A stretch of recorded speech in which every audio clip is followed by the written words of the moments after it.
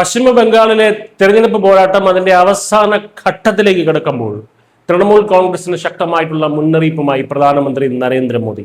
രാഷ്ട്രീയ ചൂടിനൊപ്പം ബംഗാളിലെ മാഫിയകൾക്കും ഇപ്പോൾ നെഞ്ചെടുപ്പിന്റെ സമയമാണ്.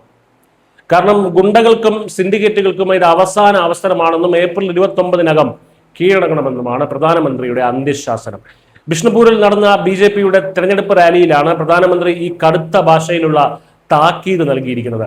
തൃണമൂൽ കോൺഗ്രസിന്റെ അഴിമതിക്കാർക്കും മാഫിയകൾക്കും ഇനി രക്ഷയില്ലെന്ന് അദ്ദേഹം വേദിയിൽ വ്യക്തമാക്കി.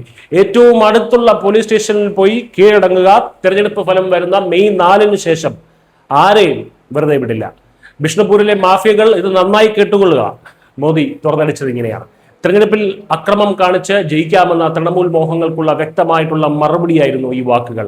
ഒരു വശത്ത് അഴിമതിക്കാർക്ക് ചാട്ടവാറടി നൽകുമ്പോൾ മറുവശത്ത് ബംഗാളിലെ സ്ത്രീകൾക്കായി വമ്പൻ പ്രഖ്യാപനങ്ങളാണ് BJP നടത്തുന്നത്. BJP അധികാരത്തിൽ വന്നാൽ മാതൃശക്തി ഭരോസ കാർഡ് വഴി ഓരോ വർഷവും 36,000 രൂപയും സൗജന്യ റേഷനും നൽകുമെന്നാണ് പ്രധാന വാഗ്ദാനം. ഇതിനു പുറമെ PM ആവാസ് യോജനയ്ക്ക് കീഴിൽ വീട് വയ്ക്കാൻ 1.5 ലക്ഷം രൂപ വരെ സഹായം നൽകുമെന്നും മോദി ഉറപ്പു നൽകുന്നുണ്ട്.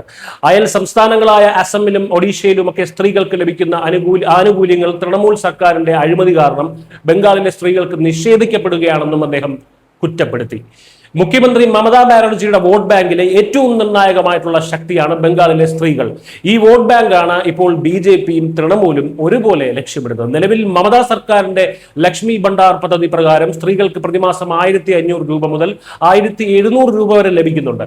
തൊഴിൽരഹിതരായിട്ടുള്ള യുവാക്കൾക്ക് 1,500 രൂപയും നൽകുന്നുണ്ട്. എന്നാൽ ഇതിനെ മറികടക്കാനാണ് പ്രതിവർഷം 36,000 രൂപ എന്ന വമ്പൻ ഓഫറുമായി BJP ഇപ്പോൾ കളത്തിലിറങ്ങിയിരിക്കുന്നത്. ഏപ്രിൽ 23, 29 എന്നീ തീയതികളിൽ 2 ഘട്ടമായിട്ടാണ് ബംഗാളിൽ നിയമസഭാ വോട്ടെടുപ്പ് നടക്കുന്നത്. മെയ് 4-ന് ഫലമറിയാം. തുടർച്ചയായ 4-ാം ഊഴം ലക്ഷ്യമിട്ട് മമതാ ബാനർജി പോരാടുമ്പോൾ കഴിഞ്ഞ തവണ നേടിയ 77 സീറ്റുകളിൽ നിന്ന് കുതിച്ചു ചാടി ഭരണം പിടിക്കാനാണ് BJPയുടെ തീവ്ര ശ്രമം. ഗുണ്ടകൾക്കുള്ള ഈ താക്കീതും സ്ത്രീകൾക്കുള്ള മോദിയുടെ ഈ വമ്പൻ വാഗ്ദാനങ്ങളും ബംഗാളിൽ വോട്ടായി മാറുമോ എന്ന് മെയ് 4-ന് കണ്ടറിയാം. News desk.